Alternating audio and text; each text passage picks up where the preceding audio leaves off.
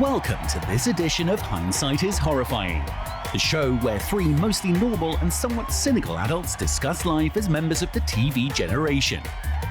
Now here are your hosts, Darth Jada, Jason Mitchell, and Adam B.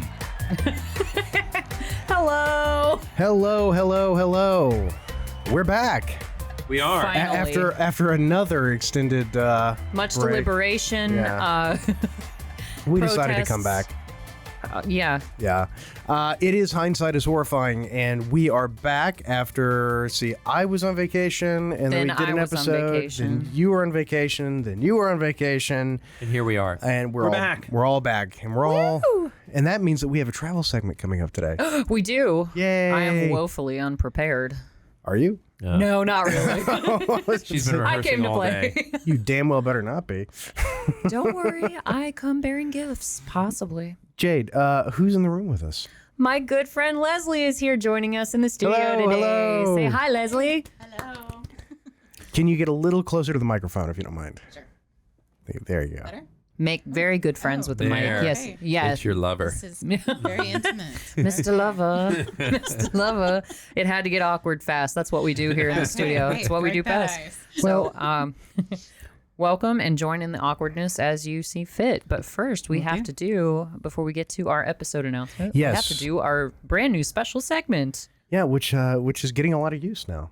So that's very good. Yeah. Awesome. So, ladies and gentlemen, it's time for Hindsight is Horrifying Travel Tales.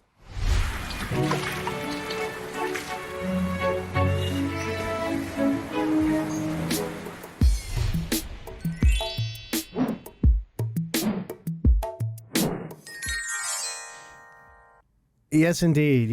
What a wonderful. Well Let done. me ask- Well done, Has the- teaser. Has the band Passport been part of it since day one? Yes. Oh, okay. Yeah, that was in Maybe there I from just day don't one. remember Yeah. that from the No, beach episode. That was a little addition, little amuse-bouche I added in there.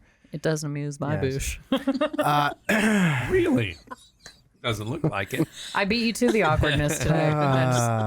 You've got pictures. Got the ball rolling. well, Yes, I do. well, Darth, where did you go? Okay, so unlike the boys who are international jet setters, I went to Florida. Well, that's kind of another country in some ways. In a lot of ways, yes. Yeah. It is Just talk to Florida Man. is the home of Florida Man. Yes.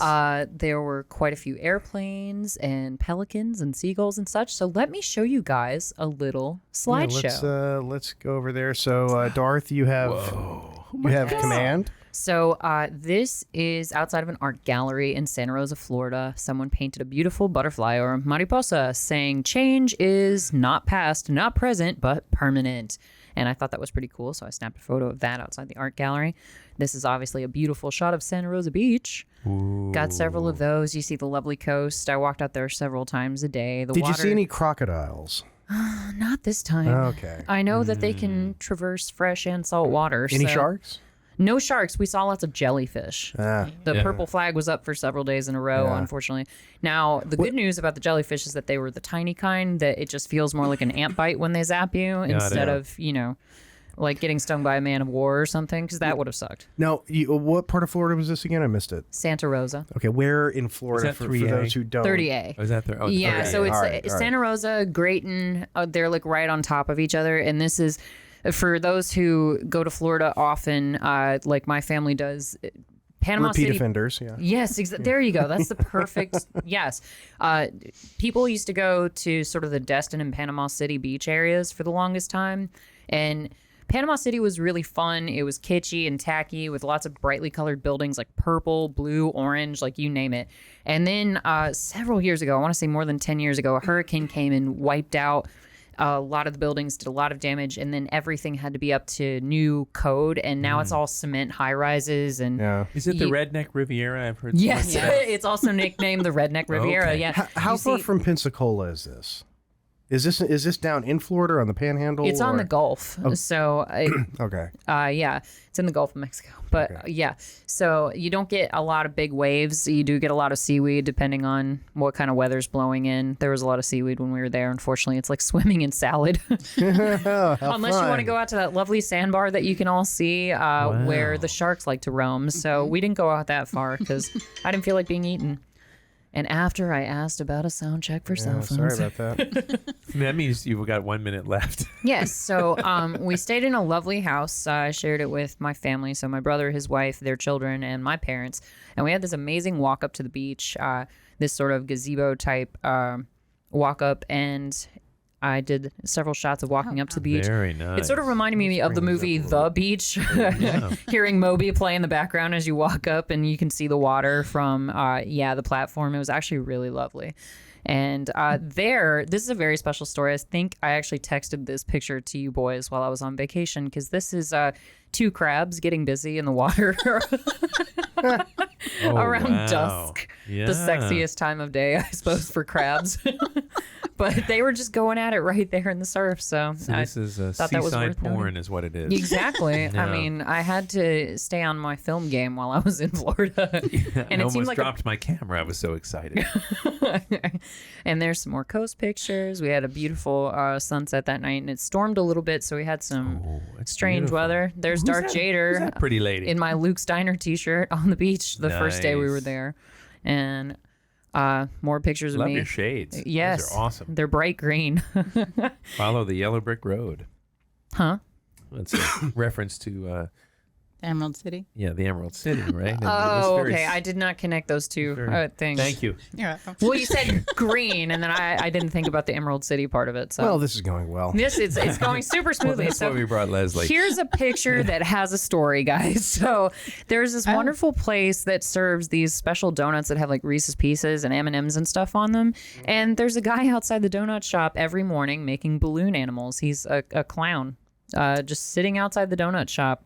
Waiting for people Is that to a clown? Waiting for children. Is that I mean... He might be just a shiftless hobo, like in a tie-dye t-shirt. He looks like a grungy hippie of sorts. Yes, grungy hippie I can see. Yeah, yes. and he's got a little balloon flower on his bowler cap, and it's Florida. Yeah. This might be Florida man making balloons. Could be retirement, right? His retirement job. Hey, Yeah, could that's be. probably so, yeah. Because the breakfast shop is only open until about 11:30 or noon, so maybe it's just his little part-time gig to supplement his Social Security. Who knows?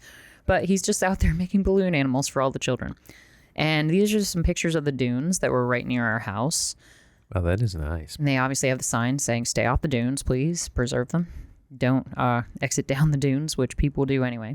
And then, of course, you have Darth Jader's footprints in the sands. On the dunes. Because yes, on the dunes. On the because dunes. I don't follow anyone's rules. I'm a rebel. Oh, and And- chicken. No, these are Sea fried chicken. blue crab claws. Oh, man. And I am not going to name the restaurant because enough people have spoiled this area as it is. Because going back to the Panama City thing. I think the people who own the restaurant would probably disagree with you on that. No. I don't want to ruin the secret. It's enough. Like, it's crowded enough. I don't want more people going there. All right, that's I'm being that's selfish. incredibly selfish of you. Yes, Yeah. absolutely.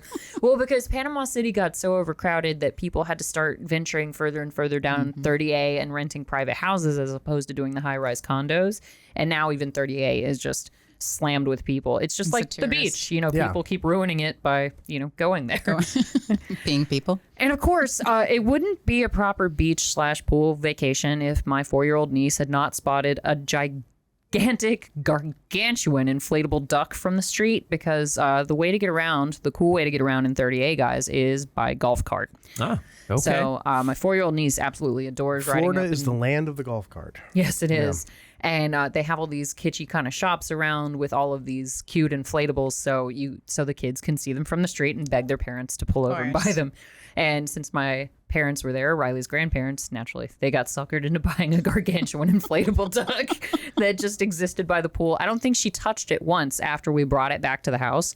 She was just happy to have it there present during her pool time because it was about the size of the pool. Did she talk to it? No, she did have an inflatable gator that she rode in the pool, but it was smaller. Like, this duck was Did you at least freaking try it huge. No, I did not ride the duck, Mr. Brown. I saved that experience.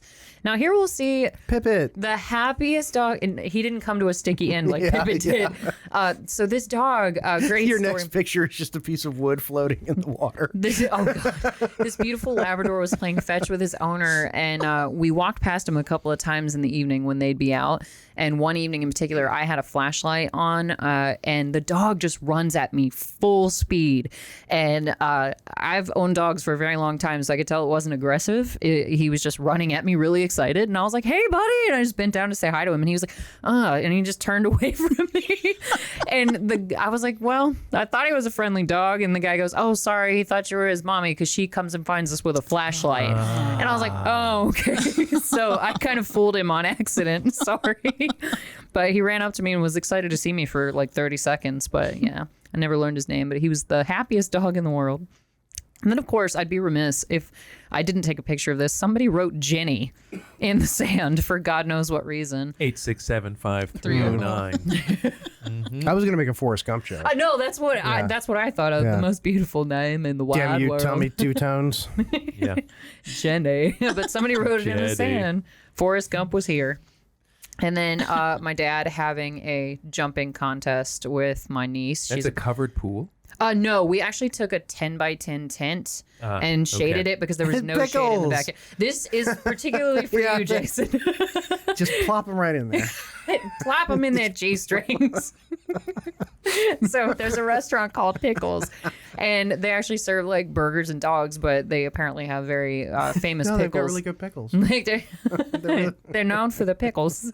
So that was really more of a Jason picture than anything else. So that's for you. Now, this is outside that same restaurant with the fried blue crab claws. They have a little pond with all these beautiful lily pads and a fountain. Yeah. So anybody who's been to this area already knows what restaurant I'm talking about. It's a very specific place. And then this baby palm tree that was just outside of our rental house. I'm taller than this tree. It's super tiny. It had even a little brother. Baby. Little Yeah. brother next to it. The little engine that could palm tree. All right. And then lobster tacos at the same restaurant. I had to take a picture of those. We went back 4 times. That's how good those lobster tacos were. So if you haven't been to this restaurant, I'm still not telling you where it is.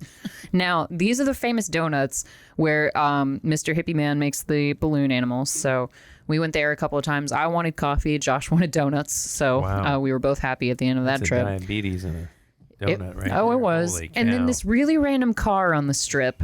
Somebody made a purge car. It wasn't serving any purpose. There wasn't anyone outside That's it the promoting worst anything. purge car. I've seen way better purge cars than that. Really? Oh yeah, that's not going to survive the Oh, purge. heck no. Are you kidding me? That's not even going to survive need, Death like, Race a Jeep with 2000. bars Yeah. on it or something. Oh yeah. Yeah. But yeah, I didn't understand the rhyme or reason to it because there was no one handing any flyers out, no promotion, no nothing. Maybe he's So a I don't know. gastroenterologist. Let's hope so. He's a proctologist. Well done. It'd be It's the better. ass man. And then, of course, more donuts with Reese's Pieces instead of M&Ms. Oh, we're back to Jenny's Jenny. somehow. And then the taco bar, I really liked that place. We had good tacos there. And Jason, I thought you would find this house amusing. We call this the Trump house because there's a new banner on it every year. So the first banner is the one to the far right, and it's a little blurry because I was taking this picture from a moving golf cart or car. I can't remember which. But the far right banner says Trump won. The middle banner says "Let's go, Brandon," and then the far right or far left, says Herschel 2022. So I think that's we know more of they're a far right banner. and I just like it's Touché. this massive 4-story house, and you like it's just so prominent on the strip. You can't not see these huge banners just basically hanging down to the street. So It's interesting. It looks a lot like a place in I saw in the Keys. So much so that when you showed me that picture, like the building even looked the same. That's really. When were you last to the Keys? Geez, God, was that this year? I don't even know. If it was either this year or last year. I Whenever think it was went, last year. Was it last year? I think so, but it all blurs God, together. it's all blurring together. COVID yeah, when I time. went diving. Yeah. right. Yeah, that was like almost a year ago.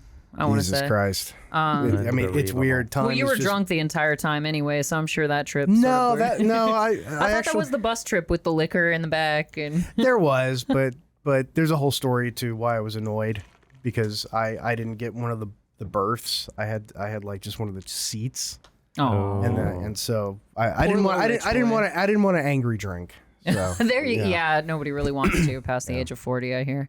But yeah, so these are massive banners on this personal, like it's a private home, but they've just got these huge ass banners hanging from the street because they're apparently upset about the political upset.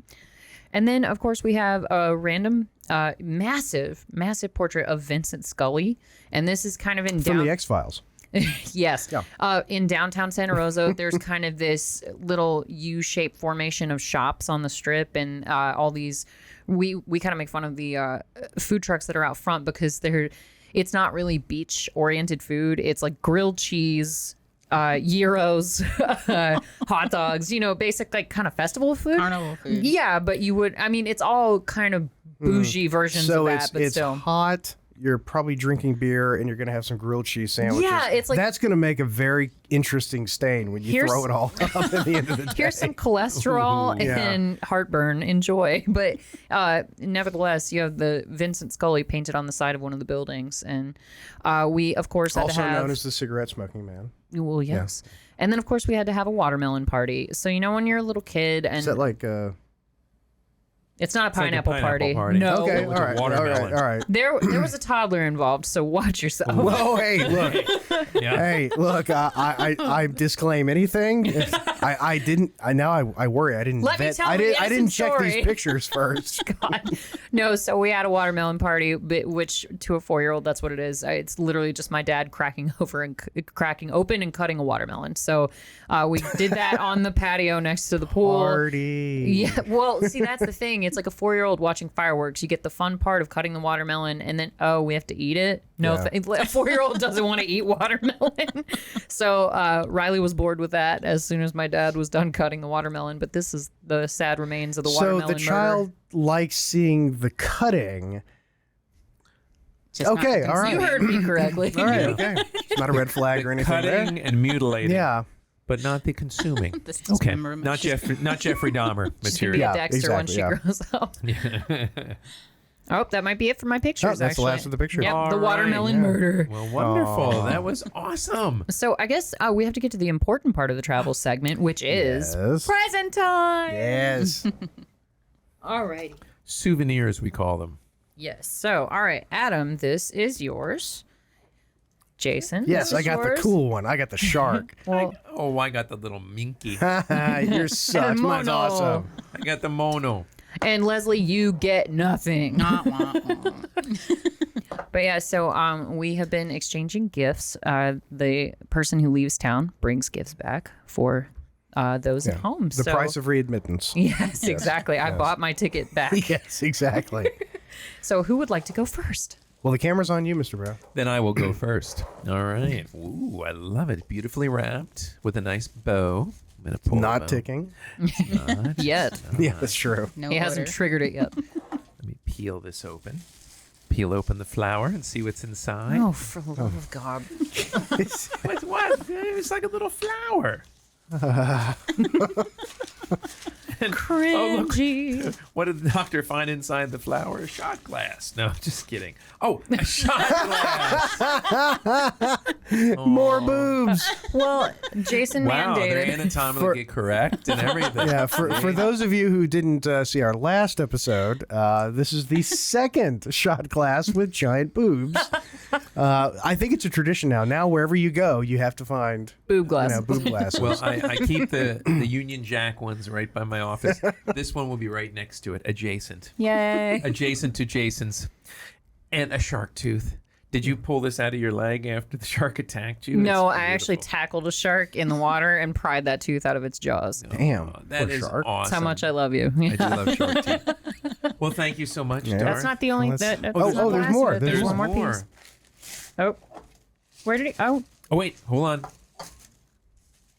did you lose it? There it is. A doubloon. Yay! Hey, you can retire now. Captain Jack. Captain Jack. Hold on. Oh, it's real. Exactly. That's way back in my day. We used to It was tell. actually one-stop shopping. I pulled that shark tooth out of the shark, and then that was while I was diving for the doubloon on a sunken Very ship. nice. So I worked Awesome. my ass off for those Busy kids. day. And that dive was made in China. Was the boob glass also in the ship? No, It was a novelty. I got No, that. the shark had swallowed the boob glass. I got that from the same kitschy shop as the gargantuan inflatable duck. Nice. So the boob glass, that I got because Jason, you mandated that it was a form of decorum to Yes. bring glass back from a Glassware, trip. So yes, it's- I did that out of pure politeness. Yeah. Wow. I brought you back boobs out of pure It's politeness. etiquette. It's simple etiquette. Yes. Yes. When in doubt, pinky out. Jason, it's your turn. All right, let's see here. So now mine is red. Worries me. I don't know why. It matches the inside of the shark mouth. That's true. Color coordinated. Would you like the ribbon back? Sure. Okay. Yes. You can reuse it like my grandmother used with wrapping paper. Oh, it's an ASMR episode of Hindsight is Horrifying. Oh my God, that's a unique sound. That was me with the ribbon. What could this be? I can't shape imagine. and Glassware form. is always in style. Aw, see. Oh, let me see. Now wait, are these slightly? These look slightly bigger. Compare, God, yours boys. are a little I bigger think than mine are a mine. little bigger. Or is the bathing suit just smaller? Smaller. Oh, that's true. Didn't Aristotle have a whole thing about that? Don't you have to get those wet to really determine the size difference? And it's cold apparently. 'Cause For those of That's you at what I home, think Adam was saying anatomically correct. Yes. the nipples are prominent. These are not so Barbie shot glasses. Let me just This is pure Florida. not a right Barbie here. girl in a Barbie world. Put this here. And let's see. Ooh, a sharketh tooth. I'm gonna Yeah. open it up, take a look. That is so cool. You are welcome, That is sir. so cool. I pried that out of a different shark. And that probably just fell out of his mouth, right? No, Yeah. I pried it out of a different shark. Well, I didn't want to pry two teeth out of the same shark. How tacky would that be, guys? Yeah, that would just be gauche. Yes. See, I came ready to play. And of course, And the doubloon here. you also got a doubloon. Look at that. It was not in circulation Now, is this during... a piece of 8? No, because That's a different- you're that's a not one of the different thing. pirate kings. Oh, okay. Okay. It's just, I don't know what a piece of 8 is, but you always hear about a piece of 8. Or sorry, not pirate king. There is one pirate king, but there are 9 pirate lords. You're not a pirate lord, so no, that's not a piece of 8. Is that how that works? Yes. Okay. Don't And worry, if the you right don't people understand what understood they're that. talking about, you're not alone, so don't worry. Yeah. Okay, Very good. I don't think anybody in this room besides me knows what the fuck is going on right now. and Oh, that's is this okay. like an Amber Heard thing? Bite me. And no, but seriously, a piece of 8 has to do with your status in the pirate community. And no, that's not a piece of 8 because you don't get to make any judgment calls. You're not one of the No. pirate lords. Well, that's good. You're just a Knights of regular the old Round So snowy wait. pirate. So you mean I don't have to make judgment calls, but I still get silver? Right. Sounds like a good deal. You're welcome. Yeah, sounds like a very good deal. So you have reusable buckets. So enjoy your gifts, boys. The bucket's going in the shop. I'm telling you that right now. Awesome. Yeah. Hey, put it to good use. This is like a perfect. I'm like a cat. The It thing is you, awesome. The thing you packaged it in. I love how you couldn't keep a whiteboard, but you'll be able to keep a shark bucket. Well, this is a tad bit smaller than the That's whiteboard. true. That's true. That's very true. Thank you very much. You're Thank you. welcome. Thank you, Dora. I hope you like your gifts. Very thoughtful. Now I think the pressure is on someone now. Yes. Let's I know. see. I'm going to have So- to fly down to Costa Rica Yeah. and purchase more stuff. Ooh, I got you a receipt from Hudson's Books at the airport and a bottle of Dasani. Oh, And special cookies. no duty paid on those items. Duty. Duty. She said duty. Yeah, so I guess we should get around to why we have Miss Leslie here and what movie we're discussing tonight, guys. Yes. Let me go ahead and get it started so we can start watching it. Oh, okay. There we go. That's probably a good idea. We are watching what I think I see. How did I phrase this before? It was I'm hanging. no. Hang on. It's Spirit move you. no. Yeah, it was. I had it. Watch it I had again. it so well, but I was on. Mescaline at the Dayquil. time. So no, I think as far as I can remember, this is the most forgettable movie I've ever seen. We don't pull any punches, Leslie, just so you know. Not No. a problem.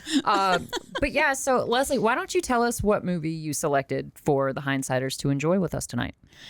Jumping Jack Flash. Jump in. Jump Well, in. Yeah, the apostrophe is very important, guys. Yes. True. It's Jumpin' Jack Flash. It's a gas. Did So- not anticipate Amazon when they named this movie, and you're typing it. Is it jumping? No, it's Jumpin. Jumpin Jack Flash. Well, I was paying attention to the subtitles during this movie, and I noticed they're not really in line with a lot of the dialogue / the typing that Whoopi Really? does in this movie. Yeah, So that annoyed the hell out of me, but we can get to it. So Yeah. I noticed the there's same that. thing. There are several times, because whenever I'm watching, I usually have the volume fairly low, yes. and I have the subtitles on just so I can pick up the other words. And I noticed that it was like, wait, what I'm reading is not matching what's being spoken Well, and some on of screen. it, so much of it was improv, but some of it had to be scripted for the computer dialogue in particular. But before we get into all that, Yes. let's hit the synopsis. So, computer whiz Whoopi Goldberg, she's a chat specialist. Anyway, but she is good. She's talented on the computer. She's got skills. But computer whiz Whoopi Goldberg gets tangled in a rescue mission involving a British secret agent codenamed after the Rolling Stones hit. that was Amazon's awesome synopsis. Nothing more? That's kind of it. I think, and I'll get into this. Ebert actually sums up the plot a little bit better in this article that I have of his. Because you guys are going to be shocked at this. Roger Ebert did not like this movie. No. I'm so shocked. It's That and a bulldozer would knock me it's a over. weird movie that makes sense when you find out that there were like 3 or 4 scripts for the movie. And no and- less than 4 screenwriters. Yeah, and some of them were dramas, some of them were comedies. Mm-hmm. They greenlit the comedy with a particular director. I can't remember his name. But I then, can tell you from Okay, my but- Darth notes. Yeah, but then he left. Howard Zeif. Howard Zeif, and Penny Marshall came on board. Yep. She came on board a month and a half into production after the initial director, Howard Zeif, and this is going to knock your socks off, gentlemen, and initial star, Shelley Long, exited. Yeah, see, That would have been a very different wildly movie. different Very different movie. movie. God. Yeah. And I even wrote a note with that. I was like, can Shelley Long carry a movie like this? Because this movie relies almost too heavily on Whoopi. And Whoopi's one of the most remarkably talented actresses that there are. But Shelley Long couldn't have done this. Like they probably would have ended up having to cut it by at least an hour if it had been a Shelley Long thing. I think it would have had to have been See, I think it should have been a shorter movie anyway, because I don't really think it warranted as much runtime as it has. But well, when I found out that it was that they had written several scripts, one of them was like, God, was it? I can't remember the name of the director that they wrote it for, but there were one of them. It had violence and cursing, and it was a straight drama. I don't know. With the exact same plot, and I thought, I kind of think that would have been better maybe. because the actual it still would have been a little weak, but it would have been an interesting spy thriller. I like the idea that you have this character that you don't see, Right. you Yeah, know. that's and pretty cool. And I actually, one of the things, and it's a spoiler, but I think it would have been better if they had never Seen Jack. if they hadn't had Jonathan Pryce do the VO, and the Especially whole because of all the people who's like a badass secret agent, that there's all this Yeah. mystery clouding his identity, and then it's Jonathan Pryce, whom I adore. Oh, yeah. Because going back to Pirates of the He was a Caribbean, Bond villain. He was Elizabeth Swan's dad in Pirates Yeah. of the Caribbean. He's Governor Swan, and he's a magnificent actor, and I love him, but You don't think he's sexy? no, not personally. No. you never saw him on Cheers then, That's true.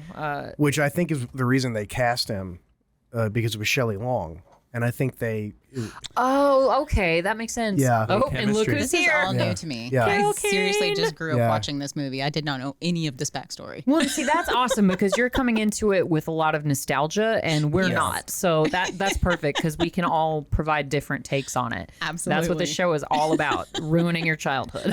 interesting thing here because Phil Hartman just came on screen. Yes, And I thought of you the second I saw him, Jason. I know this you movie love is so Phil. early in his career that he's actually credited as Phil E. Hartman, and Hartman is spelt differently. Really. Was he on SNL yet? I think he was. I of think he these was people brand new. were. Yeah, Yeah. it was like all Yeah. of SNL from the 80s because you Yeah. got John Lovitz, Yeah, 'cause you Pe- got Penny Marshall. on IMDb he's just his regular Phil Hartman, so that's funny. As Phil. Oh, E. yeah. Hartman. Okay, you're right. Right there. Nice. When Penny Marshall came on board, like John Lovitz, for instance, there had been a part in the movie for him, and then when she came on board, I think it was because Lorne Michaels was friends with Penny Marshall, And I think he suggested, hey, you really need to give this John Lovitz guy, a chance. And, and I think that's probably how Phil Hartman came on board. And, And it's funny how that can make or break a movie, depending on how talented the person is who's shoehorned into a role. But so Whoopi works for, do we ever discover the name of the bank that First she works National. for? First National. Yeah. And she's not just a chat specialist. She actually transfers funds and does online banking for big accounts throughout the world. And with the articles that I pulled an article from obviously Roger Ebert, but I also pulled one from the AV Club, and they have wildly different takes on this movie as far as like the talent and everything involved and how weak or strong the script is. But one point that came up is that Whoopi's sort of this, they paint her like a computer genius, and it comes up, it's like a running gag that Russian TV just sort of appears on her computer for God knows what reason. Because the serial port is loose. Yeah, that's how that works. Yeah. And you know how you fix it? You smack the side of the monitor. It's very Fonzie-esque. Like, Well, this was back when computers were still new. Yes. And you could just do this and be a computer genius. yeah, and the AV Club very much rides the line of like, oh, Whoopi's, handling all of these situations where she's stuck in this racist and sexist environment. And I was like, okay, Is I'm not she? yeah, exactly. I'm not sure that I agree with that, because her boss isn't upset with her because she's a woman or because She's black. a terrible employee. No, she's not a terrible employee. He gives her a hard time for being too friendly of a chat specialist, basically. He's like, what's this where you're giving out a recipe to this person? And what's this where you're talking about somebody's grandmother? And she's like, I'm just trying to be friendly, Mr. What's his name? I know you know his name, Leslie. No, I don't remember it. Oh, no? Okay, well, I can find out. But either way, because he comes up a lot and he's a huge pain in the ass. Mr. Page. Page, So yes. he gets onto her just saying, you are a computer. While you're at this bank, you have to act like a computer. I don't want to swap recipes. I don't want any of this personable stuff going on. Focus on your work. And it never comes into play like that she's anything other than a lackadaisical employee as far as he's concerned. So that's actually funny, because I remember watching this and actually thinking that he was singling her out. And I remember being younger and thinking he was singling her out because she was black. Is she the only black person? No. in the room? Not. No, There's she's a not, pregnant yeah. one. Yeah, that's but true. she ends up gets leaving. fired? But no, she just No. She goes on maternity leave. Once you have a baby, you're supposed to take care of it afterwards. Well, back in the day when you get pregnant, then we'd give you the heave ho. That was when you're still allowed to smoke in the delivery room. and such, right? The Coke and a smile. But no, I do just distinctly remember that, and I think part of what Bless you. contributes to that. Sorry, bless you, is the fact that I came from a military background, and so I wasn't exposed to the day-to-day racism that was apparently so prevalent outside of the military. And so I'd see these and just kind of like, why would he do that? And I just remember that just standing out, that he had an issue with her specifically, and I felt like it was the only difference between her and the others was that. And it And does. remember, she was the most productive employee that Exactly. he had. And the most liked. Like all of her customers love her to death. They're always asking about her, and it's funny because and I think it was Ebert who pointed this out, that she's such a eccentric, kind of out there, out of the box character that it's almost as though when she's trying to bring energy to any scene in the movie, the other characters just don't even acknowledge it. And I was like, oh, okay. I just thought I was personally frustrated by that, because to me it feels like Terry Doolittle, which is Whoopi's name in this movie. Yeah. Terry almost has Stewie from Family Guy syndrome, where people selectively pay attention to her. Like she could be screaming important things at the top of her lungs, and people are like, they hear maybe portions of what she's saying, like, oh yeah, Terry, sure, take a cab, whatever, like they don't pick up what she's laying down. So I was like, she works her ass off all the time to not only help Jack, but get him out of Russia, because he's trapped there and he's like an undercover CIA agent that she's trying to rescue. And she's trying to tell the British consulate, hey, there's this guy who hacked into my bank computer, which is not it's no mean feat. Yeah. And she's like, he's trapped and he's this undercover agent, somebody help me. And they're like, oh, it's very nice to meet you, Miss Doolittle. It's like they just don't hear anything she's saying. Like they don't try to hospitalize her, and they don't take her seriously. Yeah, So, I think that was part to the comedy, adding to the levity of the situation. see, it just frustrated me. See, and I think the thing with the boss is just, it's a story thing. The boss, in the 80s, your boss was never, I mean, Fletch, his boss hated him. Axel Foley is boss. I mean, it's just the Your boss. boss is supposed to hate you, right? Yeah, I mean that's what happened in movies like this, because it was always painting the character as the genius that was a little bit too big for the place they were at, and if only they could get to the place they were supposed to be. Yeah. You know, which doesn't happen in this because she just gets a date with Jack. Yeah, she gets a date with Jack, and A date with Jack. yeah.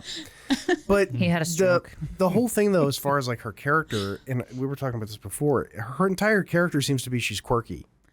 Yeah, and therefore nobody understands her, which is impossible with Carol Kane in the room. Yeah. Carol Kane. Well, and there are so many times when she could just explain, like, just stop doing this idiot thing you're doing and just explain what's going on to the person that you're interacting with, and the conflict would go away. Yeah. So it's just, and it's a comedy, and that's fine. But I think they recycled from too many different scripts, like you were saying, Jason, because if it was a comedy and it was, Yeah. you know, a drama and it was an action movie, because it's all of these things just shoehorned into one overly Yeah. long movie. To the point where, like Ebert pointed out, in the course of the movie, Goldberg will nearly fall off the roof of the British embassy, will get shot at by spies, chased by hitmen, and dragged in a runaway phone booth. Yeah. She will crash an embassy ball dressed like Tina Turner, outsmart the British computers, carry on war with her boss at the bank, break into Elizabeth Arden's, and fall in love through the computer with Jack Flash. Like, it's a lot for Yeah. one freaking storyline, and it's like just a bunch of comedic bits that they Yeah. just glued together for one big script. Well, I think Whoopi, you know, her strength as an actress. And also, she just came off of The Color Purple, right? Yes. She won an Academy Award. both articles. Yes, she won an Oscar for The Color And Purple. I think they were trying to explore a different side of her, because that was very, I mean, just a hardcore, Oh, yeah. tough. Yeah, dour. that's- I've heard it's a relatively serious film. It is. It is, Fairly yes. serious It's film. not. It's not a laugh out loud No, comedy. no, Not it is so not. much. It's sort of the same transition with Danny Glover, because remember that from our Lethal Weapon episode, Oh, Jason, yeah. where because really, honestly, Danny Glover got cast because the casting director was like, "Hey, have you seen The Color Purple? Let's cast Danny Glover for this cop movie." Like, it made no sense, and it was just like, what about his character in The Color Purple made you think that he would be awesome at this? But But they were right. Well, and that actually goes along with what I was saying, which is I think Whoopi's strength as an actress requires a Spielberg. It requires a director who can channel that energy. yeah. And I think in this case, Penny Marshall did something not as bad as what Paul Feig did with the Ghostbusters reboot, where he just didn't direct. He just said, "Do your thing." That works if your talent is Jim Carrey. You know, Jim Carrey, go, Jim, do your thing. Yeah, let him run. Because Jim is also a director. Jim, you know, like he knows he has to make a sees both movie. sides. Yeah, He can color inside the lines while making it look like he's Yeah. coloring outside the and, lines. and yeah. I think Whoopi needs that, because if you look at like Color Purple, or if you look at, you know, any of her more serious work, Ghost. yeah, I was thinking Clara's Heart. Star Trek: The Next Generation. Hey, that's you go. right. Yeah, as What's the Guinan. movie she was in? It was a Ray Liotta film, and I think the girl who played Matilda was so Whoopi was Matilda's nanny in the movie. I think it's called like Karina. Oh yeah. Karina, Yeah, Karina. Yeah. I loved that movie, and it was beautiful. It was heartwarming. Like, I loved that movie. It was great, and she was almost like a Mary Poppins, like a new modernized version. So I like it when Whoopi's doing more emotional roles. She's a funny lady. She can Yeah. improv, but Ebert said specifically, like, an actor choosing a screenplay should think just like a chess master or a tennis player. You only get better by playing above your head. Yeah. And his criticism was of Penny Marshall too, saying it was shaky at best and like couldn't bring even coherence to the directing in it is really, I think, sloppy. Now, this was her first, Yeah. I was going to her ask. directorial debut. Well, her first feature film. yeah, She had directed a few episodes of Laverne and Laverne and Shlomo. Shirley. Shlomo. Yeah. But That's a big difference. yeah, though, big from TV difference. to movie. Well, and the movie she directed, she did A League of Their Own. and yeah. Big after this. 2 She years did after Big. this. She directed Big. Yes, she did. Tom I'm Hanks. gonna say that, but now let's I'm verify doubting it. myself. No, I mean, Yeah. I did Uh-oh. not know that. We have someone investigating Oh, to my God. left. But while we're doing that, Let's prove how right you are. I'll Mr. tell you why I enjoyed this film. I miss New York, and I think you mean New York City. New York City, and this is an actual real live New York City apartment. Not like Friends, where it's like a $400 million home. Yeah. that a bunch Exactly. of waiters and waitresses live in. So this, Yep. the heat doesn't work. And who directed it? Penny Marshall. Breathe a sigh of relief, Tiger. You did well. But before we pass this bit, I loved it. It reminded me of a bit that Ellen DeGeneres has in one of her stand-up specials because kids today won't relate to this bit where Whoopi is trying to figure out Jack's code name. So, hindsighters, to catch up a bit on the story, the whole You've got time. premise- This bit goes on for 45 It minutes. does. So, And they have the digital thing rolling. yeah. So Goldberg's the computer operator in New York Bank, all that. It picks up on a signal from Russia, a desperate cry for help from a man who signs himself Jumpin Jack Flash. That is also the name of the Rolling Stones tune. He challenges Goldberg to figure out his secret password key on the basis of that one clue, and that's what she's doing right now.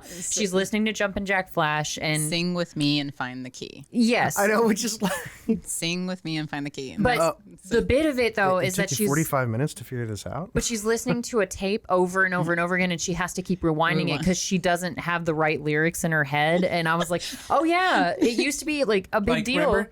Boogie with your lamb. Rock the cat box. Yeah, rock the cat box.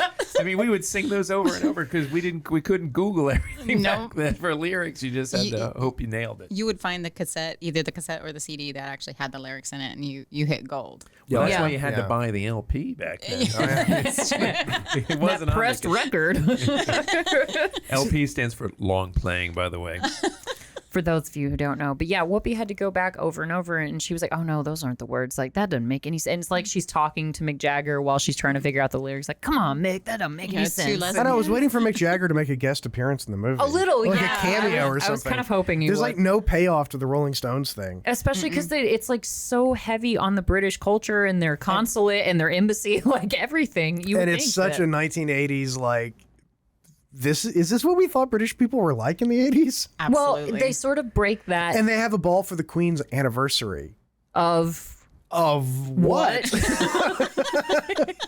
of anything. She's the queen. Just throw a party. So didn't this actually come out around the same time as the wedding, Charles and Diana? Let's see. 86, yeah. Yeah. Oh, There yeah. So is I a think- poster of in the consulate of the two of of them? the two of them together. So I thought it Okay. must have been after. It's 1986. I don't know when. So the Maybe party later. was definitely not 45. for that. No. because the queen hated Diana. No, she was not did. happy.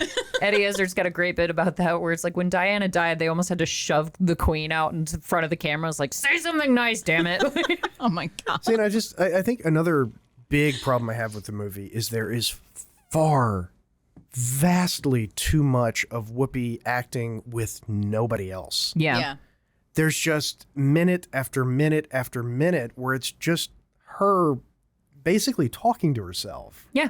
No, that's And it just doesn't work. it's not like it's almost what you said a minute ago, Jason, where it's not Robin Williams where you can say, all right, Robin, just go for it. I Jim, think even go Robin for it. Williams, that would have gotten old. Yeah, probably with You know? so much of it. Yeah. Like, and because with Robin Williams, like less was almost more because you had, maybe a minute or two where he was doing his own free flowing thing. Great. A good editor was their strength when it came to Robin Williams and Jim Carrey, really, because if you let them go on too long, it just gets old. But same thing with Whoopi. They either isolate her literally or figuratively, where people either aren't paying attention to her closely enough when they're around her, or she's just isolated most of the time. And the other question I have too is why did he pick her? Because her computer was the one that was picking up It's the the- Russian. Yeah, it's the only faulty one in the room. It picks up on the Russian TV. That was one and that so- had a little chink in its armor and you could get through to, right? But then, like, Ebert was sort of picking this apart when he said, okay, so she figures out the password after a lengthy, process. And why? So that he can determine how smart she is. And it's like, it says that what's the goofy business of the password? To make sure she's smart, he says. To kill time with meaningless cuteness, I say. So Ebert was pissed about maybe this movie. Maybe Jack was watching the Russian gymnast and her text would come through, Maybe. right? Well, he To what actually end? goes back and references those. Yeah, He's like, yeah. the pot roast was delicious. Oh, And yeah. she's like, you've been monitoring all my stuff. There you go. Yeah. so he But could what computer is he on? some Russian computer. You should never know. Yeah. But He yeah. could have walked from Russia to Poughkeepsie by the time he goes through this. Yeah. Yeah, this was 86. I didn't even have a computer at that time. No. I certainly didn't. No, I had a Commodore 64. Yeah, actually, Yeah. I had a Commodore in 1986. Yep. Yeah. You did? Wow, you guys were rich. We were poor. I didn't exist yet, so I it's had moot. a Bomar calculator that added and subtracted. Yeah, that was it for me. He had a slide rule. If we get into a sexton, now we're really in trouble. But yeah, so Whoopi figures out Whoa, the look at the code. graphics. Whoa. Super It's just a 80s. it's pixelated. Yes. Well, Yeah. that impressed the audience back at that. They look But at that color. was also color on On a black and white CRT monitor. screen. Yeah. I mean, most people in the 80s aren't going to And notice why is that. it doing any of these things?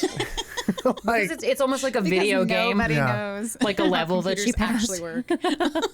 The fate of the free world is in danger, but let's put a 30-second little fun graphic up.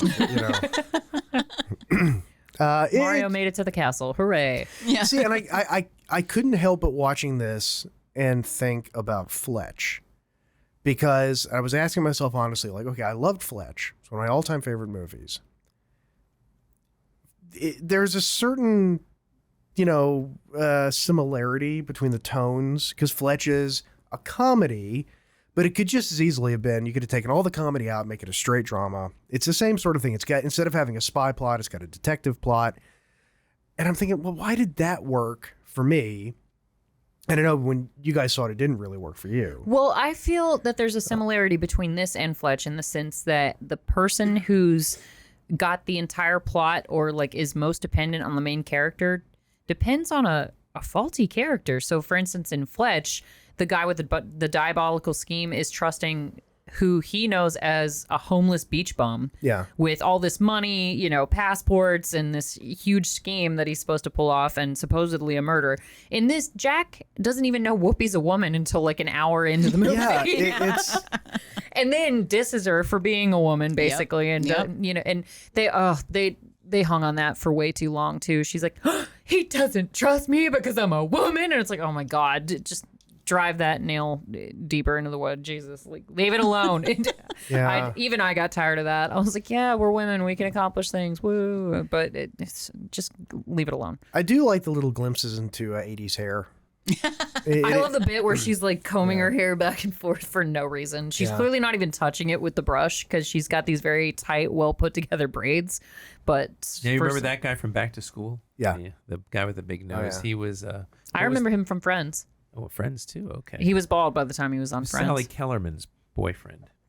He was on Friends, really. How yes, old he was he when he was on Friends? He's pretty old. He had no hair by then. He was Rachel's boss when she was a personal shopper.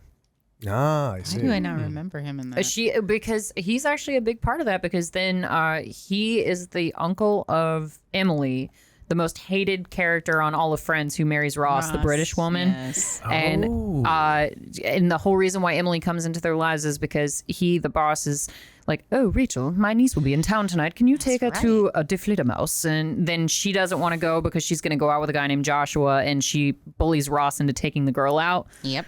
Oh no! An obstacle between Ross and Rachel again. But yeah, he's on Friends.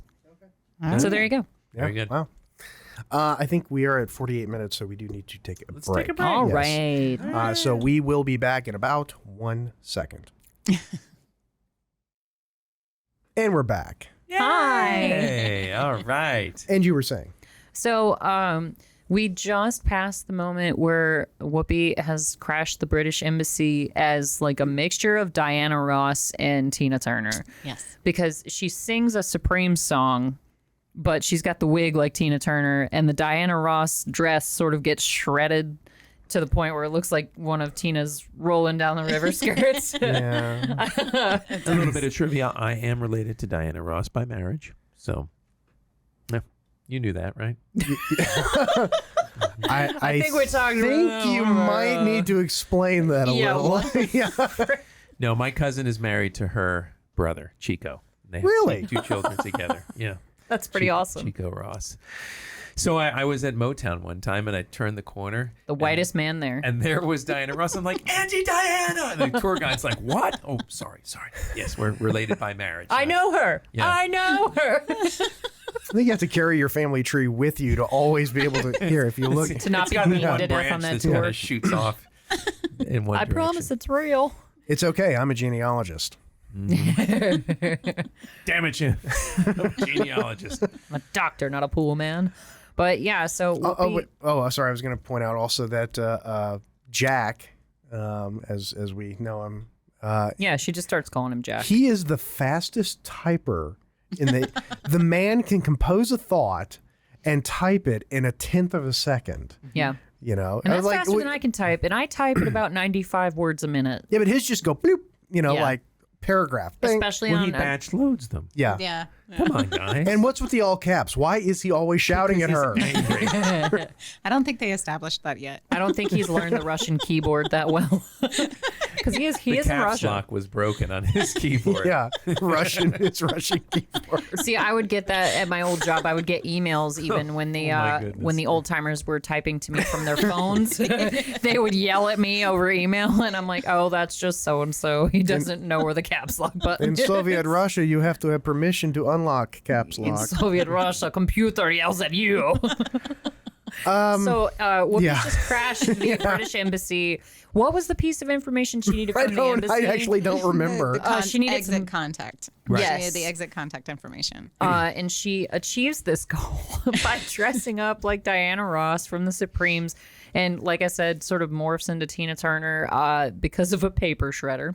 And she gets the codes, but as we find out, spoiler alert, it's all kind of a ruse, you big dumb idiot. Because we have some moles in the British consulate. So if Jack had gotten in touch with somebody who was in, say, Los Angeles, and they would have a different British consulate there, everything would have been fine. that's what I didn't Absolutely. understand. Because it just so happened to be that the bad guys were at the New York consulate. Yeah, Is there a because Los Angeles consulate, though? Oh, yeah. Okay. Yeah. You sure? Because- We've got one in Atlanta. Oh, my gosh. Yeah. I did not know that. because the CIA is wrapped up in this as well. Like Jack works for the CIA, and all of the agents that Whoopi's trying to get in touch with, they blatantly ignore her. And then you come to find it's like, oh, well, Jack knew what he was getting into. And it sort of sounds like they've washed their hands of Jack. And she's like, you can't do this. This is immoral. And she's slowly falling in love with him. They through burn noticed him. Yeah, they burn noticed his ass. Telex, you got one? Mallory burned Archer. But yeah, so the CIA essentially burns Jack, but Whoopi won't give up on him. And despite the fact Because that we got a movie to make, folks. yeah, I guess. So she gets in these absolutely life-threatening situations and just sort of slapsticks her way out. Well, and that's another huge flaw in the movie is that after the second or third time she just goofballs her way out of a dangerous situation, there's no consequences. yeah, against There's trained no- operatives. There's no tension. I mean, when the guy shows up, he smashes the mailbox, and it's like, well, you know, there's no tension. She's just going to goofball her way out of it. Oddly enough, I think the most tension came from John Belushi. Jim. Jim. John Was was it dead. Jim or... Oh, sorry. John was dead. by then. Jim's the one I've actually seen in Yeah. real life. Sorry. So the less funny of the Belushi brothers is the assassin, the But bumbling assassin. he's 'cause been she- in more David Lynch projects. That's So true. he's got that going for him. Yeah. So, yeah, Whoopi's. This is where Mr. Lincoln basically tells her, yeah, like give up on Jack. He's She's burned. having a conversation with Mr. Lincoln. No one will get that. He's on his way to the theater. Someone, a Disney fan out there will get that. I am a Disney fan. Now you're making me feel was he on inadequate. That was, Was this Walt's first animatronic. Was at the World's Fair, and it was a conversation with Mr. Lincoln. That's right. Yeah, Wah, wah. But was he on The Fresh Prince? What was he? he was on a ton of see. stuff. His name, Roscoe something. Yeah, Yeah. he's been. Coltrane or something. Roscoe Lee Brown. Roscoe Lee Brown. He plays Yeah. Archer Lincoln. Oh, and you know who I loved in this movie? The big heavy security guard that talks like with the funny voice. The heavy set one. Yes. That joke was kind of funny. That the guy always asked for the heavy set Set guard. security guard. But he Well, was a and weird the security science. guard's a perv. He's like watching women. He's In the watching. bathroom. Yeah. Pull up their stockings. Oh, Which yeah. every bank has Oh, yeah, you got- cameras yeah, in yeah, you- bathrooms, right? That you can zoom in and point specifically. Yeah. Yeah. Let's talk a little bit about some of the other people in the Stephen movie. Collins. Stephen Collins, who is not in any legal trouble. He's out of trouble now? Currently. We were talking about this earlier. We're Seventh heaven. yeah we're. Hey, he was great in Star Trek: The Motion Picture. He was fantastic in Captain I Told Decker. You So. He's Or been in because I said so. Excuse me. okay, here's one for you. Have any of you ever seen a TV show called Tales of the Golden Monkey? Yes. No. Starring Stephen Collins. Oh, No wonder I've Yes, never seen it. yes. It lasted like one season. It was basically a straight ripoff of Indiana Jones, but it totally worked. Yeah, but any guy, I think, given the opportunity, no matter how bad a knockoff, almost any man would take the opportunity to be in an Indiana Jones. Oh, Right. it was Movie he was or a show. seaplane pilot during World War II. It's a ruse, Who you liked big to- dumb No, idiot. that's Who well, liked to when show they off did his Danger golden Island, monkey?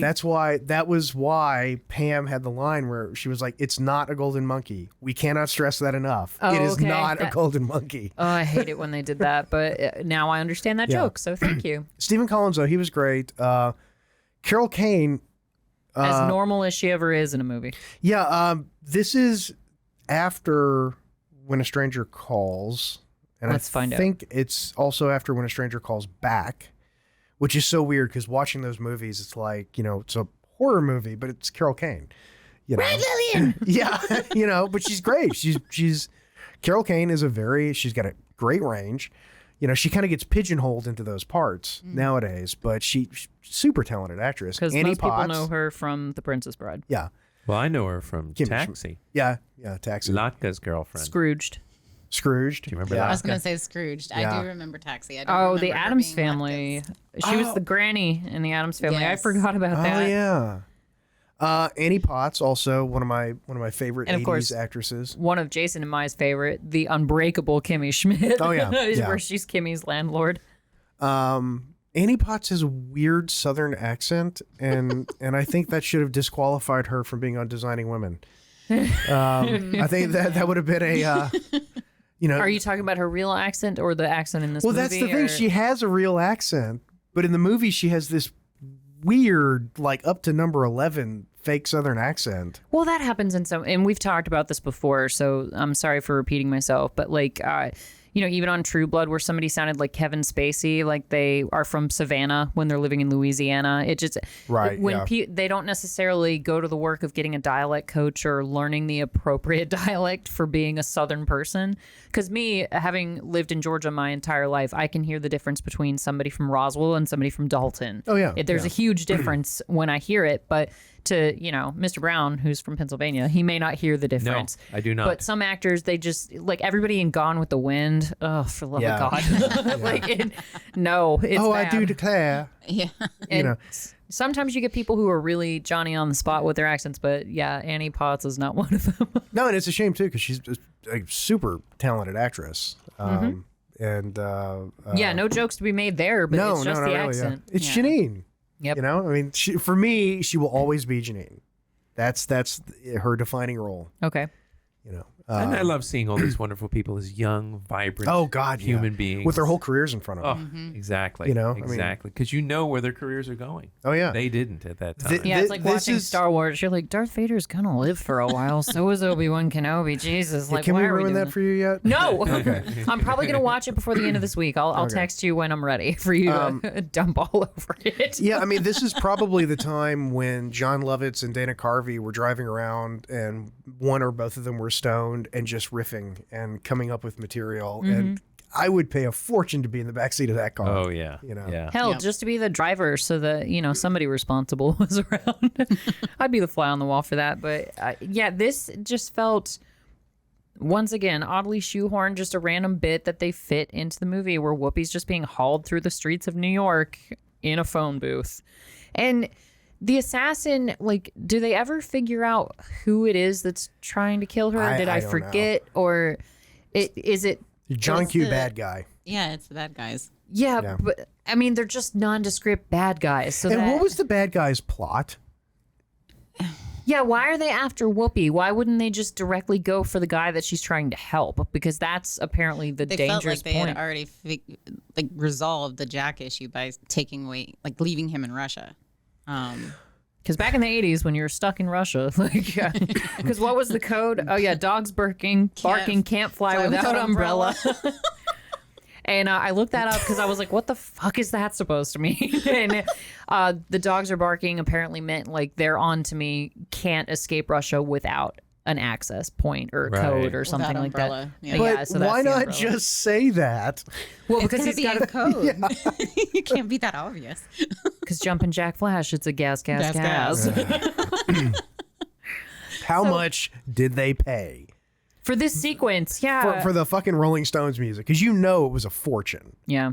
You know. And okay, this truth serum that Mr. Belushi shoots into Whoopi's arm, and so she gets high as a kite and breaks into Elizabeth Arden because. Can you tell us why, Miss Leslie? Why does she have to go to Elizabeth Arden's? Because Sarah Sinai. So Jack, so one of the tasks that Jack asks Whoopi to do is to go and find this contact list. And this contact list just happens to be engraved on a pan in his house. Like you do. Which is pretty clever. Yeah, actually, I thought it that is, was. I actually thought that was like. That was clever. Yeah, that's sort of like, okay, yeah, real spycraft. You know. It's like Spies 101 Woodhouse. So while she's in his house trying to locate this pan, she sees the picture of Sarah Sinai. And this is the first time also that she hears his voice. So that's when it goes, the movie changes from text typing or He becomes a real he person. becomes, Yeah. yeah. And Where they paid the price. yeah. But they still, oddly enough, he's got pictures of every. All of his conquests. Yes. Yeah. And Sarah Sinai happens to be one. And so. But she's active at the Yeah. it's- British Embassy in New York. That's when she ends up having a conversation with, oh God, I forgot her name. Annie Potts. Annie Potts. Yeah. Yes. And that's when Annie tells her about, oh yeah, they used to be an item. And so that's when Annie tells her too that she's married to the guy. And so that's why she's going to Sarah to get this contact information, you know. to and- get Jack home. to get Jack home. Thinking that she'd still be loyal to Jack. Hopefully. Well, she Apparently. was. She was not the treacherous one. So Sarah tells her husband, "Hey, we've got to help Jack." Oh. And Jack, or the husband, sends his henchmen in the British Embassy. So like Mr. Talbot, and yes. like two other henchmen, kind of guys, and they're the moles. They're the treacherous ones. Yes. Who are intending to kill And there were two Terry. cameos. There were two cameos in the British Embassy. Do tell. Michael McKean. Oh yeah, and, yeah. their names slipped my mind. She's the I know. British. Tracy Ullman. Tracy Ullman. Yeah. Yes, it was Love it. wonderful. I love both of them. You want to go home now? Who is Jim Belushi working for? See, The that's British what I'm saying. consulate. Like, I guess he's working for the consulate. Like, who Well, are he's the- working for Mr. Talbot. Yeah. He's So a hired Okay. thug. Yeah, he is He's a exactly local boy. the hired thug. So But you don't got really him know and the blonde guy. So you don't really know what the issue is with Jack and why they don't want to save him, why they betray him, like what? Because he's apparently part He's of the a pawn. CIA, even though he's he's a British agent. Like, there's so many different. There's a big gap. I never even put that together. Like, Yeah, why was he? Yeah. Why did they even leave him? Yeah, in why do Russia? they care? It just, and why is the CIA even involved? Like, it just, they'd never And how explain is this. Jack actually part of the CIA? if he's exactly. British? Yeah, shouldn't he be like MI5? Or, He's part of the yeah. Majesty's Secret Service. Well, But- they do have interactions. Jack Lord and Sean Connery, Yeah. right? And Sean Connery's what, Egyptian? Oh, so, I mean, none of it makes Yeah, sense. yeah. So that's where what is it? Lincoln and Talbot. Marty. Oh, Marty Oh, Marty right, is right. the guy. Marty. Yeah, the Seventh Heaven guy. Seventh Oh, Heaven. I love this when she's in Elizabeth Arden's because she's been shot up with the true serum or whatever the chemical actually is. Sodium Sodium, pentothal. Sodium Yeah, I didn't know, but so she's going around like telling all the ladies like, you don't need to be beautiful, like you're already beautiful. You don't need to buy all these chemicals. You need some extra beautiful. Take my credit card. Like, so I think that was really well improvised stuff like that. I think that scene paid off really well. And it's like you mentioned, Jason, I could sort of see Jim Carrey doing something similar. Like, oh, look at this guy. Yeah, you're going to need to be here longer than everybody else. Like, you could totally see that transfer between the comedians. But And I think it would have worked better with like a Chevy Chase coming up with a scheme to get in there. Like he would show Yeah, it's up. very flesh. He would show up in the Disguise. robe. Yes. You know, like he would pretend to be a masseuse. yeah. He would do jokes on the way. Does Elizabeth Arden still exist? I don't know. I don't think I was so. not familiar with it. I had to Google it. It's like a So we could- spa, right? Yeah, And so looks like- I don't know. Let's find out. So anyway, Whoopi is going to talk to Sarah Sinai to get the information that she needs to free Jack. And she's high as a freaking kite the entire time. But she lays some truth on Sarah saying, I know you're not with Jack anymore. But listen, like people are chasing him, he needs to get out. Like, and she's just all over the page. And she's just sort of really beseeching Sarah, like, come on, just help him out. Like, staying here with your pink cheeks and your pink shoes and your pink feet. See, I think it would have worked better if instead of just Whoopi, I think if like she and some of the people from the office Work together. I think as like a group hijinks sort of thing. Yeah. I think that would have. There's just. I'd phone Penny Marshall and recommend it, but yeah, sadly. Oh, she's retired. She's retired. She has retired. And if you look up her tombstone, it has a little L on it. Oh, does it? She's an That's ex-Laverne. cool. Yep. Shlemiel. Schlemazel. I like that. But yeah, Elizabeth Arden's still a company, so I don't know if they have like actual spas and stuff, but from what I can tell, they're still in business. And crappy hotel art existed even back then. Oh, Good yes. to know. It has existed Very as long 80s. as the hotel, I'd like to say. There's actually an interesting piece of trivia if you like Dragnet, which I do. In the police station, there's a poster. There's a anti-drug poster that in an episode of Dragnet, you actually see that poster being printed. Okay. And I don't know if it's literally the prop from that episode, but it's the exact same poster from the episode. Very Like, cool. It's kind of I cool. mean, like from the 60s? Yeah, from like Sure. Dragnet 1968 or whatever. Okay, Yeah. all right. I thought the Dan Aykroyd one, possibly. No. No. And yeah, so And Whoopi, Tom Hanks, right? Yeah, Tom Hanks. Oh, my gosh. And Harry Morgan. fascinating. Yeah.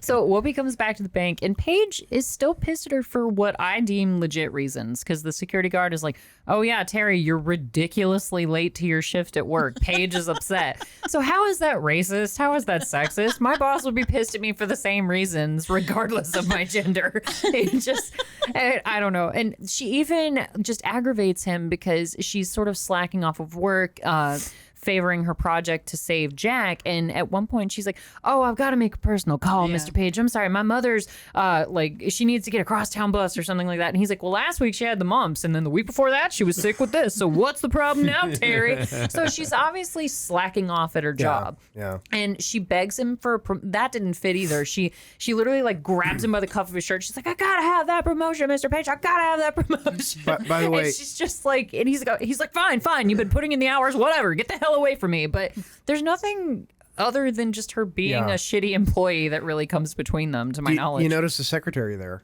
Mm-hmm. You know, another movie she was in. Do tell. A Few Good... not Jesus Christ. You good man. Sorry, the NyQuil is really kicking in. The drugs have begun to take hold. No, shit, the Penny Marshall baseball movie. A League of Their Own. Yeah, she is That's one of the right. players. And, no and what crime. is her, She what is her is. last name? I don't know. Reiner, Okay. Reiner, I barely know As her. in as in... Robert. Yeah, because she was Penny Marshall's first one of her early children, and then Rob Reiner married her and adopted her. Oh. And she took on his last name. Oh. Mm-hmm. Oh, I love this part coming up. Or maybe we passed it, but we're back at Whoopi's apartment. And one line that I wrote down, because they ransack her apartment, the mysterious bad guys, and look at that giant toothbrush. Is she shooting It's a Tom total Petty 80s. video later? It's later? total 80s. It is. She's got the crayons in there too, I think. Oh God, and like every movie poster from every 80s movie ever. But at one point somebody comes in and they see like her clothes are tattered, everything's sort of destroyed, and they're like, what's going on, Terry? She goes, I got moths, big mutant junky moths. That's the dress. Yeah. The Tina Turner dress. Oh right, because it gets shredded in the paper shredder. Okay. Yeah. That's what it is. But yeah, so now who is this? Oh, is that This is Sarah? Sarah. But she doesn't have a Sarah towel on her Sinai. head, so. Yeah. So Sarah decides that she is going to help Whoopi and Jack out, but they're about to be betrayed by the henchmen. And Whoopi gets surrounded by bad guys and once again escapes via the clever Yeah. use of slapstick comedy. Yeah. So it's just farcical situation after farcical situation. That's this whole. Oh, that's a giant safety pin. Yes, too. it is. Yep. All There's the giant props. everything. It was the 80s. It was full on the 80s. But Land there's of the no- Giants. They Yeah, don't I- really explain that though, because at least with Yeah, there's no payoff to there's that. no like they don't Yeah. explain the personality behind it, because Stanley Ipkiss in The Mask. So Jim Carrey, you understand, he's really into cartoons, and they punch that up because it becomes a part of his personality when he becomes the Mask. He wolf whistles and he does all the cartoonish sort of behavior, but it makes sense because he's got like the Acme posters and all that stuff. But with Whoopi, she's got Gumby and Pokey. Gumby, yeah. No, she's got Pokey the horse on her computer. Yes. And just like these little triceratops and like these random figurines, and then all these movie posters and gigantic ass props. But what end? Yeah, and there's the scene earlier in the movie where she's, very focused watching a romantic scene from an old movie. Well, that made more sense to me because Carol Kane is the girlfriend who's always like, hey, I'm going out with these guys. I promised them we double, and you're never going to find a fellow listening to music at home, Terry, that kind of thing. And then later you can see, because Whoopi's all together and independent and I don't need no man kind of when she's in the bullpen, but then she goes home and she's sort of pining for a man like the man in the movies. And I think that made more sense. Yeah, And I think that was how they laid the groundwork for her falling in love with Jack. Yes. Especially since he was kind of a distant technological thing, just like in the movie. It's easy to love the Humphrey Bogarts and whatnot on the screen. I think that would have made more sense if it was something like they'd even had in that dialogue earlier with Carol Kane, where it was something like, every time I get to know a guy, or, I have a hard time, I'm worried about appearances. Too kooky. Yeah, I'm so quirky. So eccentric. She's a little bit more table turkey. setting. Yeah, just a little bit to set up the character, because what you end up with is just someone who's quirky. She's a quirky turkey. And I think Oh my God. Yeah. I think that kind of lays, for me, I feel they explain that in the fact that she's so outgoing and friendly and giving advice, and everybody loves her, and it's like they love her and they like her because she's the one that's got the personality. Everyone else's stuff is very vanilla. She's the one that's the color pop. This is how my parents met, by the way. So what's happening, Hindsighters, is Whoopi gets approached by these kind of street thugs. Three gentlemen.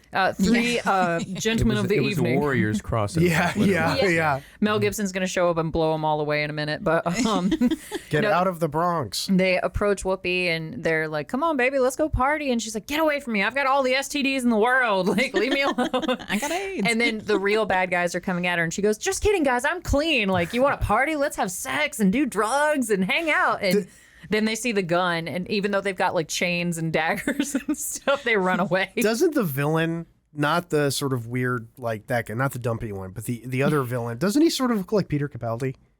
He looks like Vanilla Ice from a distance. Sort of like if Vanilla Ice and Peter Capaldi had a baby. Yeah. Oh, and the old dart in the ass, like Whoopi gets Why knocked do out they by a have? tranquilizer. I know there's a throwaway line, and I know they set it up where they say, "Why do you have so many mannequins?" Oh, we have a lot of balls. They said that earlier in the movie, as though that set up the fact that down in the basement there's all these mannequins and they can cut the mannequins. So it's like, okay, so they did that. They set it up. But the problem is that the setup doesn't make any sense. It doesn't. And like we have so many balls, we need mannequins. Yeah, we got to pair them up. But and the mannequins are supposed to be like part of the threat play where they're threatening to torture Whoopi Goldberg and cut off her fingers. And they're doing this. They're displaying what they're going to do to Whoopi on the mannequin. And she's like, oh, man, that buzzsaw can get through that mannequin real quick. Well, yeah, it's plastic.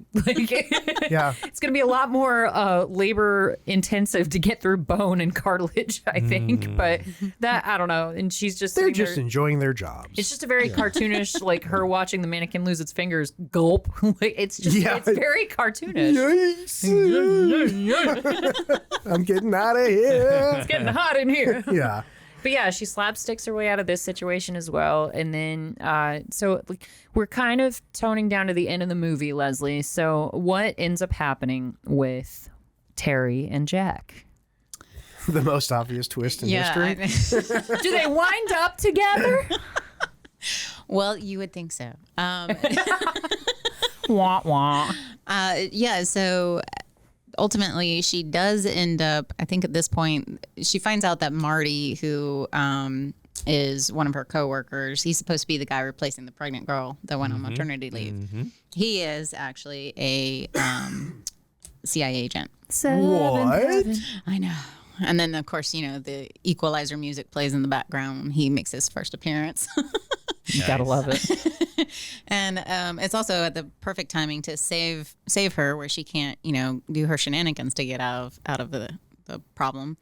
And so then they go back and they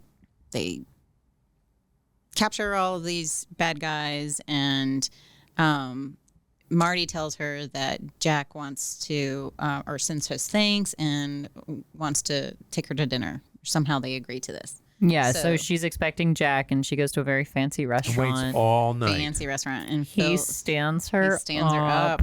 Yes, he stands her up. And then so she is just... Which was so unnecessary. Yeah, it was completely unnecessary. Like, I didn't understand that at all. It was to get more tension and like, because you've been waiting this entire movie to see Jack.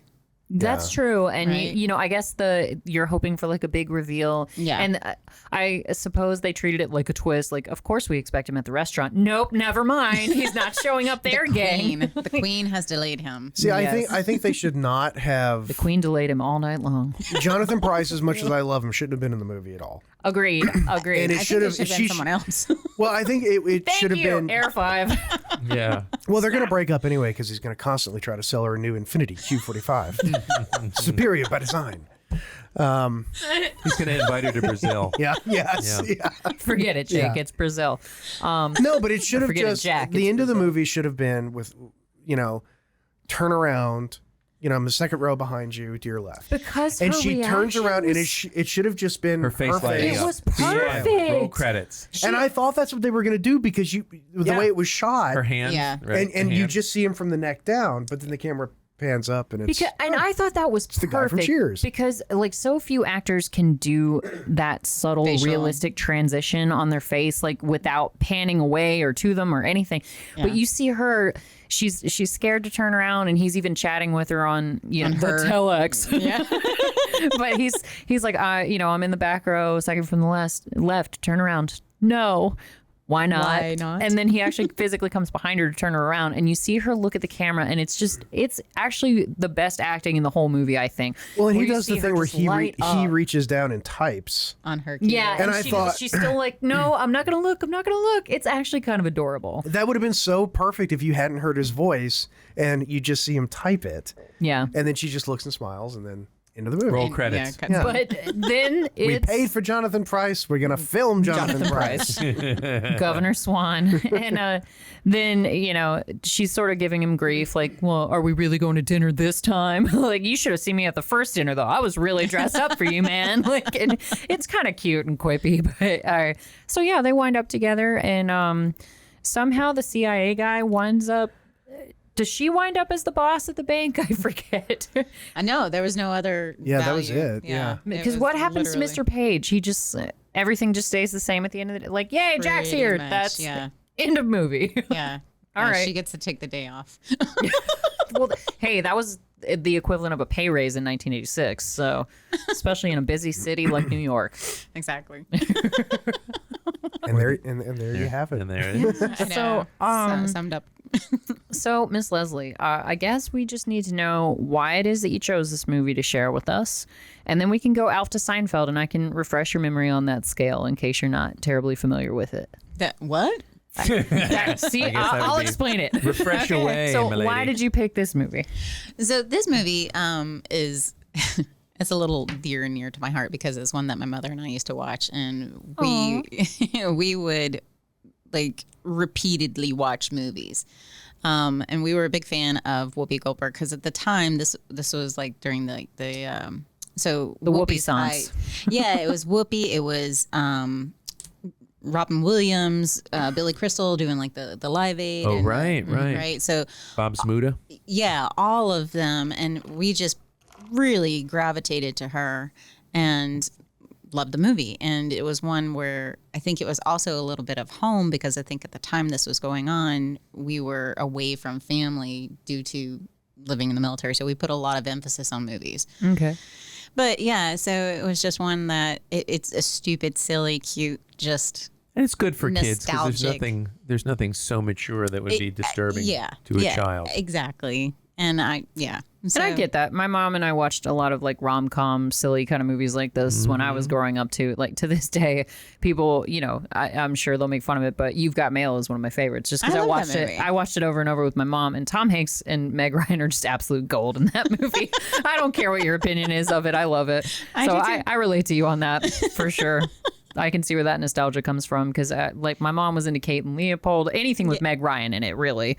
So, Harry Met Sally, You've Got Mail, all Tom Hanks movies like that. Yeah. Was it Sleepless in Seattle? Sleepless in Seattle. That was their first movie together. And they just have so much chemistry together. It's great. But what other movies did you and your mom watch together, Leslie? Beetlejuice. Oh, that's a good naturally. One. I can recite that one pretty much line for line. Nice. Yeah, I think that was your first pick, actually, but I disappointed you because I was like, we've already done an episode on that one. Sorry. But that's cool. Yeah. Awesome. So then the next step is to go Alf to Seinfeld, and that is our patented Hindsight is Horrifying. To Seinfeld. What did you think I said? I thought it was one word. Alf to Seinfeld. I was like, well, are you speaking German? Alf to Seinfeld. So the ass scale, Alf to Seinfeld scale. Okay. It's incredibly very scientific. Exactly. I'm seeing this. What if you don't like Seinfeld? Because I'm assuming Alf is like really bad. Well, okay. So the way that it works is it's about perspective and nostalgia factors. So Alf, when you were a kid, seemed like top tier comedy. Nothing could be funnier. Highest quality comedy ever. And when you're a kid, now you watch it and it's just a dumpster fire of a TV show. But you love it because you have the nostalgia for it. But so it's the worst on the scale. So that's like a 1 on our scale. Okay. Because it got worse as you grew up. Whereas Seinfeld, even if you don't like it, you appreciate the difference. So when you're a kid, being forced to sit through an episode of Seinfeld was kind of like when your mom would run into her best friend Janice at the grocery store and they'd talk for 45 minutes and you would literally sit there dying of boredom. Then as a grown-up, you're like, oh yeah, I do hate moving. That guy at work is annoying. And you understand what all these boring-ass adults were talking about on Seinfeld. So Seinfeld is a 10. Okay. Now, the perfect score is a 5. So if this movie has not improved or gotten worse since you first watched it, the perfect score is a 5. Yeah, and it's not a scale of quality. No. So if it's a movie that you love and you loved it when you were a kid and you love it today, it's a 5. Okay. Yeah, that's a perfect score. If you loved it when you were a kid and you watch it today and go, ooh. Then it got worse. Yeah, it's more toward the Alf. Okay. So once again, not quality. So if the nostalgia wins it over for you, it can still have a high score. That's fine. So on Alf to Seinfeld, where does this movie rank for you, Leslie? I'd say it's probably a 4. Okay. So it got a little worse for you since you first watched it? It did. It did because I'm able to especially when these idiots picked it apart in the studio. No, even before, because I remember thinking too, because one of my first jobs as an transition from child to adult was help desk. Technical support help desk. So you lived it. You could relate. I did, yeah. And then I was like, how? And even before then, though, I remember catching scenes where she's got her back to the monitor and she's talking and he's typing and she's like, no. Like responding to as if he's there. Yeah, and it's like you can't hear him. It's not pinging, right? So this. Yeah. So it was like okay, that the magic is a little. It was dim. a little dim. It was the 80s. She hadn't bought the Jonathan Pryce voice add-on pack for that video game. I want him as my And GPS. I remember buying video games in the 80s and then having to buy the voice pack. If you wanted there to be, Yes. yeah. And it made the Sound. biggest difference, though. Oh yeah. It was worth it. Wing Commander so 2 real. was totally different. Oh man, remember when they would fold napkins in fancy restaurants like seashells? That was, Yes. those were And the butter days. was the same shape. Yeah. Yes. And you couldn't do anything with it. Yeah, it was like a The solid butter was rock. like a solid thing. So you could put it on the toast and hope the toast was warm enough to melt it, Yeah. but no. Yeah. But when you were a kid, you loved it though. Oh, yeah, It was it was like just- it was the coolest thing. Yeah. Because you were out to dinner. Compared to that boring ass butter at home, Yeah. for sure. So yeah, gentlemen, what about you, Jason? Score for this movie? 5. Is this the first time you've seen it, or No, I've seen it before and same quality, same it was overall? forgettable then, it's forgettable now. Okay, well, it's a straight 5 for me because I had never seen this movie before Leslie recommended it. So straight 5. It's just as perfect as when I watched it a week ago. And I'm going to give it a 6 because if I had seen it in the 80s, it would have been a little more routine. But taking me back to that wonderful decade really made me very happy. I mean, it was the best decade ever. Oh, yeah. Styles. Absolutely. And once again, just seeing all of these people, I know them all now. Just seeing them, young, vibrant in the beginning of their careers. Yeah. Phil Hartman and all of the, the whole gang. John Lovitz before he John lost all his Lovitz. hair. Oh, John Lovitz. Before he was the radio But, on it's Brave weird. Little Toaster. Like Stephen Collins, though, I mean, I think Star Trek: The Motion Picture was his first big movie, and that was in the late 70s. So Right, he had actually been acting for a while. Yeah, And he's still 74 to this incident, I think was when he To the recent unpleasantness. Somehow Yes. he and Jeffrey Jones crossed that difficult bridge and made it out alive and are still working actors. So good for them. Wow. He likes to keep private, they said. His Wonder privates why. or Yeah. He keeps his privates Where does he private want to now. keep them? All right, but we've had a lot of fun today, hindsighters. We But have. anyway, no, seriously though, Leslie, thank you so much for joining Yes, us in it the was so good to studio have as a you. first-time guest. It's been a while since we've had a new person on, so thank you for joining us. It's been you so much for it's been having a me. gas. Had to do it. I'm out. That was it. I'm going to wrap it up. So, hindsighters, thank you for joining us for our new travel segment time, your drive time, your listening time, whatever time it is. This has been Jumpin' Jack Flash on Hindsight, and good night.